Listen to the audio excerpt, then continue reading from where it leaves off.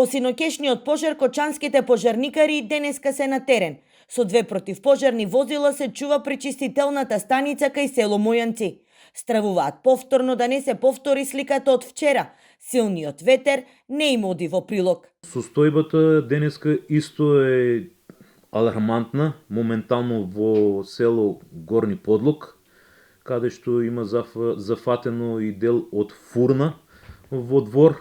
Нашите колеги се уште на терен. Синокешниот пожар пеплоса над 30 хектари во близина на индустријската зона во Кочани. Изгорена механизација и помошен објект. Страф и паника да не се повтори црното сценарио од пред 2 години. Ваква слика позади себе остави пожарот кој вчера беснееше во Кочанско поле. Најкритично беше кај селата Мојанци, Горни Подлог и Градовци.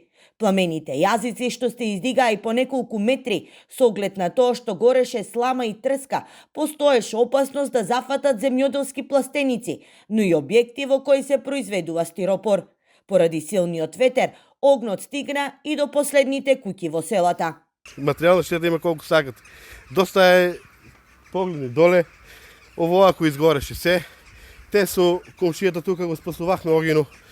До пред вратта ни беше и тоа е. Апел за да не се палат страништата упати и градоначалникот на Кочани, а синокешната огнена стихија на нозе ги крени и екоактивистите од градот, кои бараат итно решение, во спротивно како што велат, целиот Кочански регион е изложен на огромен ризик. Мислам дека е време институциите во општината, во државата да почнат и тоа да го стават како една тема која трајно ќе го реши овој проблем, за да не доаѓаме пак во истата ситуација, бидејќи доколку зборуваме само за репресивни мерки, односно казни, а не даваме решение на земјоделците, тоа не е коректно и нема да го реши проблемот, туку пак ќе биде истата состојба како што имавме вчера и веројатно ќе имаме и во идните денови. Палењето на страништата и сламата по завршената жетва на оризот во овој период од годината е вообичаена практика и кај кочанските земјоделци.